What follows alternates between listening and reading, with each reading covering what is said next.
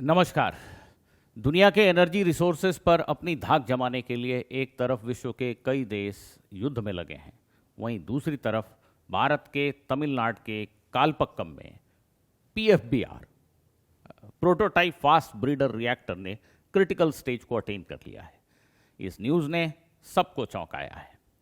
दशकों पहले हमारे nuclear scientist doctor Homi Bhabha ने जो सपना देखा था, भारत को एनर्जी में आत्मनिर्भर बनाने का सपना, उस सपने को पूरा करने में ये एक महत्वपूर्ण कदम है।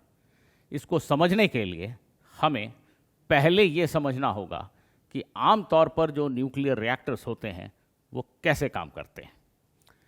एक थर्मल पावर प्लांट में हम सामान्यतः कोयला जलाकर पानी गर्म करते हैं, जिससे स्टीम बनाते हैं, और उस स्टीम की मदद से टरबाइन अर्थात जनरेटर को चलाने वाले टरबाइन को घुमा पाते हैं। एक न्यूक्लियर पावर प्लांट में पानी को गर्म करने के लिए, स्टीम बनाने के लिए हम न्यूक्लियर रिएक्शन से एनर्जी पाते हैं, और इसमें सबसे महत्वपूर्ण फ्यूल है यूरेनियम का एक आइसोटोप यूरेनियम 235। यूरेनियम 235 का एक न्यूक्लियस एक स्लो न्यूट्रॉन को कैप्चर करके क्षण भर के लिए यूरेनियम 236 में कन्वर्ट हो जाता है। ये यूरेनियम 236 का न्यूक्लियस अनस्टेबल है और इमीडिएटली दो मीडियम साइज के न्यूक्लियस में ब्रेक हो जाता है। इस इवेंट में, इस रिएक्शन में ढेर सारी एनर्जी निकलती है और साथ में लगभग ऑन एन एवरेज 2.5 न्यूट्रॉन्स पर रिएक्शन जनरेट होते हैं।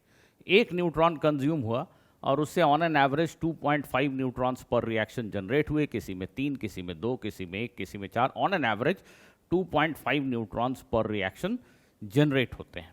यहाँ ये समझना बेहद महत्वपूर्ण है कि एक कोल फायर्ड प्लांट में और न्यूक्लियर पावर प्लांट में कितना बड़ा फर्क है। 1 ग्राम यूरेनियम 235 पर डे अगर आप यूज़ करें तो उससे 1 मेगावाट पावर प्रोड्यूस किया जा सकता है। दूसरी तरफ इतने ही पावर को प्रोड्यूस करने के लिए आपको पर डे 3 से 8 टन कोयला जलाने की जरूरत पड़ेगी, डिपेंडिंग ऑन क्वालिटी ऑफ कोल।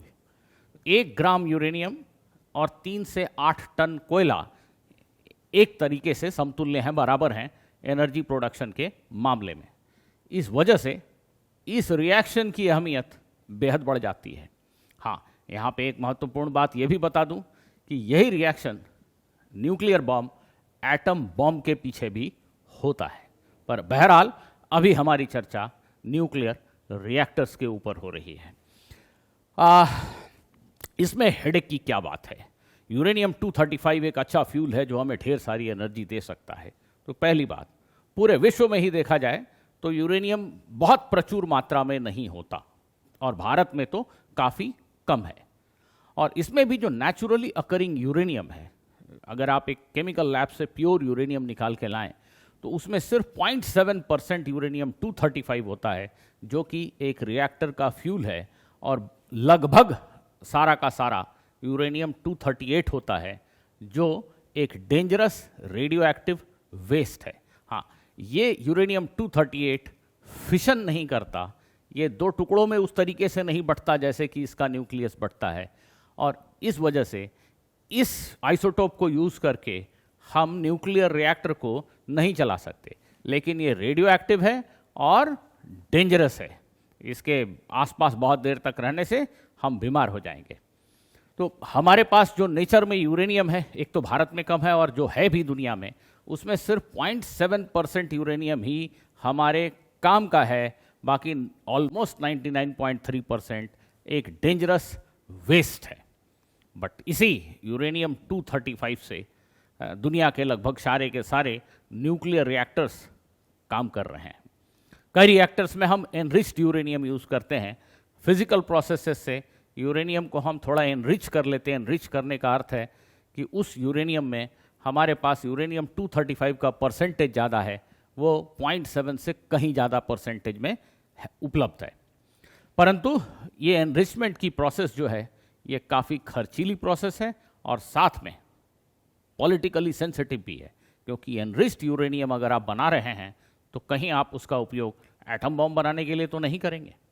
जी हाँ, यही इल्ज़ाम तो अमेरिका ईरान पर लगाता रहा है, और यही शायद वर्तमान युद्ध का एक बड़ा कारण भी हो सकता है, मुझे हालांकि इसकी बहुत जानकारी नहीं है। ब्रीडर रिएक्टर पे आते हैं। ब्रीडर जैसा नाम है, एक ऐसा रिएक्टर जो फ्यूल कंज्यूम तो करता है, लेकिन जितना कंज्यूम किया उतना ही या शायद उससे ज़्यादा फ्यूल बनाता भी है, ब्रीड करता है। ये कैसे संभव हो सकता है?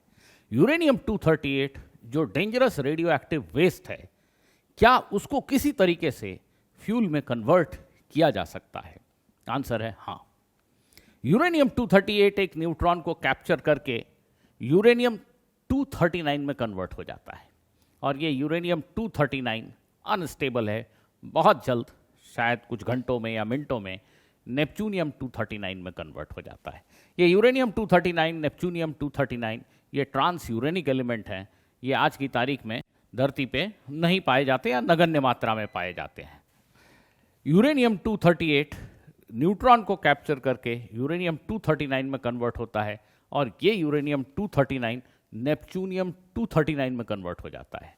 ये नेपच्यूनियम 239 पुनः बहुत कम समय में प्लूटोनियम 239 में कन्वर्ट हो जाता है। और हाँ, ये प्लूटोनियम 239 एक फ्यूल है। ये यूरेनियम 235 की तरह ही हमारे रिएक्टर को चलाने के काम आ सकता है। तो प्लूटोनियम 239 एक फ्यूल है, वैसे ही जैसे कि यूरेनियम 235। तो यूरेनियम 238 को डायरेक्ट फिशन करना संभव नहीं है, परंतु यूरेनियम 238 से हम प्लूटोनियम 239 बना सकते हैं और इसको एज ए फ्यूल यूज कर सकते हैं। जब धरती बनी रही होगी उस समय भगवान ने हमें यूरेनियम 238, 235, 233, प्लूटोनियम, नेपच्यूनियम सब दिया होगा शायद। पर फिजिक्स में एक टर्म होता है हाफ लाइफ। हाफ लाइफ को आप ऐसे समझें कि कोई चीज़ कितनी जल्दी ख़त्म हो जाता है, डीके कर जाता है। तो इनकी हाफ लाइफ हमारे पृथ्वी की, धरती की उम्र की तुलना में काफ़ी छोटी थी, जिसकी वजह से ये लगभग समाप्त हो गए। तो ये आज की तारीख में किसी मिनरल में, किसी खदान में नहीं पाए जाते, परंतु हम इनको लेबोरेटरी में इस तरीके से क्रिएट कर सकते हैं। और ये प्लूटोनियम 239 हमारे लिए फ्यूल का काम कर सकता है।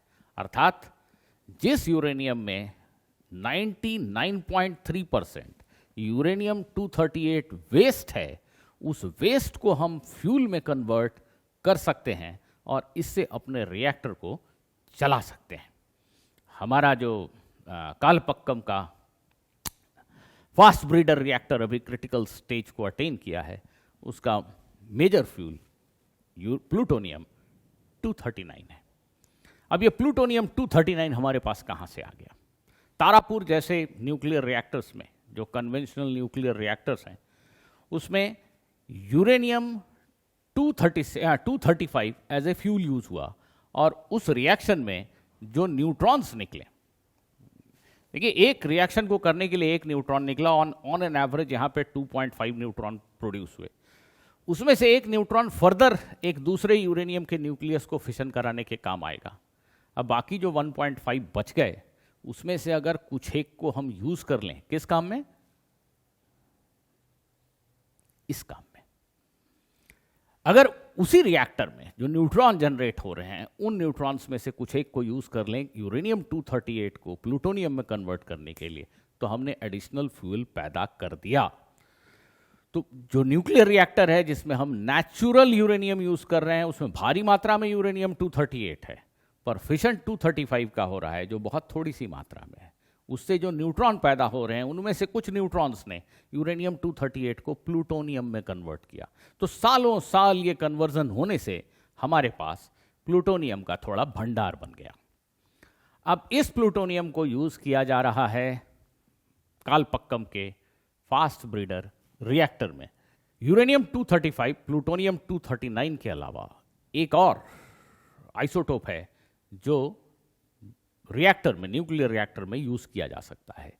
उस आइसोटोप का नाम है यूरेनियम 233। यूरेनियम 233 भी नेचर में नहीं पाया जाता है, पर यूरेनियम 233 को भी प्लूटोनियम की तरह ही बनाया जा सकता है। कैसे? थोरियम 232, जिसका नाम अभी आप न्यूज में लगातार सुन रहे हैं। भारत के पास प्रचुर मात्रा में थोरियम उपलब्ध है, केरला और तमिलनाडु में। थोरियम 232 एक न्यूट्रॉन को कैप्चर करके थोरियम 233 में कन्वर्ट होता है, और ये बहुत स्टेबल नहीं है, ये इमीडिएटली किसी और एलिमेंट में कन्वर्ट होता है और ये फाइनली यूरेनियम 233 में कन्वर्ट हो जाता है। ये यूरेनियम 233 फ्यूल है। तो थोरियम 232 से भी हम एक फ्यूल बना सकते हैं, यूरेनियम 233। ये भी फिशन कर सकता है, ये भी न्यूट्रॉन को कैप्चर करके दो मिड साइज के टुकड़ों में टूट सकता है और हमें ढेर सारी एनर्जी दे सकता है। तो प्लूटोनियम तो हम बना ही सकते हैं जो फिशन करता है, यूरेनियम 233 भी हम बना सकते हैं जो फिशन करता है। तो फिर प्लूटोनियम की हमें ज़रूरत ही क्या है? हमारे पास अगर बहुत पर्याप्त मात्रा में यूरेनियम 232 है तो सीधा इससे हम यूरेनियम 233 क्यों नहीं बना लेते? नहीं, इसमें टेक्निकल प्रॉब्लम्स हैं, हमें पहले प्लूटोनियम ही बनाना पड़ेगा। क्यों? उसको समझने के लिए आप हमारे इस 3 स्टेज प्रोग्राम को जो डॉक्टर होमी भाभा ने हमें दिया है उसको समझने की ज़रूरत है। स्टेज 1 में जो हमारे हेवी वाटर रिएक्टर्स हैं, जो तारापुर का रिएक्टर है, उस रिएक्टर में हम नेचुरल यूरेनियम को यूज़ करते हैं। हेवी वाटर उसमें मॉडरेटर का काम करता है, न्यूट्रॉन को स्लो करने का काम करता है। उस रिएक्टर में यूरेनियम 235 फ्यूल है, साथ में उसमें जो यूरेनियम 238 प्रेजेंट है वो तो रहेगा ही, यूरेनियम में भारी मात्रा में नेचुरल यूरेनियम में 238 है। उस यूरेनियम 238 से हम प्लूटोनियम पैदा करते हैं, पावर, हमें कुछ एनर्जी मिली और प्लूटोनियम बना। अब हमारे पास प्लूटोनियम का एक ठीक ठाक भंडार हो गया, तो हमने इस प्लूटोनियम को एज ए फ्यूल यूज करना शुरू किया, जो अभी कालपक्कम में न्यूक्लियर रिएक्टर क्रिटिकल स्टेज में आया है, उसमें इसी प्लूटोनियम को एज ए फ्यूल यूज किया जा रहा है। और इसका ब्लैंकेट, दैट मीन्स जो रिएक्टर का कोर है उसके अराउंड यूरेनियम 238, एक तरह से बोलें तो नेचुरल यूरेनियम का ब्लैंकेट है, कवर है, साथ में आगे चलकर थोरियम 232 का भी कवर उसमें लगाया जाएगा, पर अभी शायद यूरेनियम 238 का ही ब्लैंकेट यूज किया जा रहा है।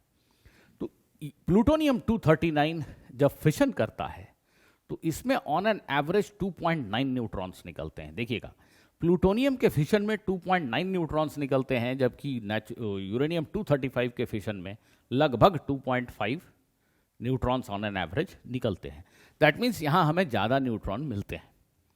अब ये न्यूट्रॉन, एक प्लूटोनियम न्यूक्लियस अगर फिशन किया तो एक और न्यूट्रॉन चाहिए अगले प्लूटोनियम न्यूक्लियस को फिशन कराने के लिए। बाकी जो न्यूट्रॉन बच गए, उनमें से बचे हुए न्यूट्रॉन्स में से हम कुछ एक को यूज कर सकते हैं यूरेनियम 238 के साथ रिएक्ट कराने के लिए, और यूरेनियम 238 जब एक न्यूट्रॉन को पकड़ता है तो वो क्या बनाता है? प्लूटोनियम। तो कालपक्कम के इस रिएक्टर में हम plutonium as a fuel use कर रहे हैं, जिसके ऊपर ब्लैंकेट कवर है यूरेनियम 238 का, जो न्यूट्रॉन एब्जॉर्ब करके प्लूटोनियम बना रहा है, ब्रीडर। हम एक प्लूटोनियम का न्यूक्लियस कंज्यूम कर रहे हैं, बदले में हम और फ्यूल पैदा कर रहे हैं। आगे चलकर इसमें कवर में, ब्लैंकेट में 232 थोरियम भी यूज किया जाएगा, जिससे डायरेक्टली यूरेनियम 233 भी पैदा होगा। बट अभी हमारा मेन मकसद है स्टेज 2 में कि हम खूब सारा प्लूटोनियम बनाएं। एक तो प्लूटोनियम से रिएक्टर चल रहा है और वो खूब सारा प्लूटोनियम 239 पैदा करे, जिससे हम और रिएक्टर्स बना सकें। हमें कई रिएक्टर्स चाहिए एनर्जी प्रॉब्लम को सॉल्व करने के लिए। तो हमारे पास बहुत सारे ऐसे रिएक्टर होंगे जो इसी मेथोडोलॉजी पे चलेंगे, और वो सब जितना कंज्यूम कर रहे हैं उससे ज़्यादा प्लूटोनियम बनाएंगे, तो उससे हम और ज़्यादा रिएक्टर्स बनाएंगे। जब हमारे पास बहुत सारे प्लूटोनियम फायर्ड रिएक्टर होंगे तो हम थोरियम 232 से यूरेनियम 233 भी बनाना शुरू करेंगे उसमें। दैट मीन्स ब्लैंकेट में हम थोरियम रखेंगे, जिससे यूरेनियम 233 जनरेट होगा। और स्टेज 3 में जब हमारे पास बहुत सारा यूरेनियम 233 का भंडार होगा तो यूरेनियम 233 बेसिक फ्यूल के रूप में यूज़ होगा, और उसका जो ब्लैंकेट होगा वो थोरियम 232 होगा, जो हमारे पास प्रचुर मात्रा में है। तो अब ये रिएक्टर ऐसे स्टेज में आ जाएगा कि यूरेनियम 233 फ्यूल है, उसके ब्लैंकेट में थोरियम है, रिएक्टर चल रहा है, एनर्जी प्रोड्यूस कर रहा है, और साथ में थोरियम को यूरेनियम 233 में कन्वर्ट भी करता जा रहा है। तो अपना फ्यूल वो खुद बनाता जा रहा है। ये एक सेल्फ सस्टेनिंग मैकेनिज्म बन जाएगा। हमें शायद एनर्जी की समस्या से जूझना नहीं पड़ेगा। मिलते हैं अगले वीडियो में।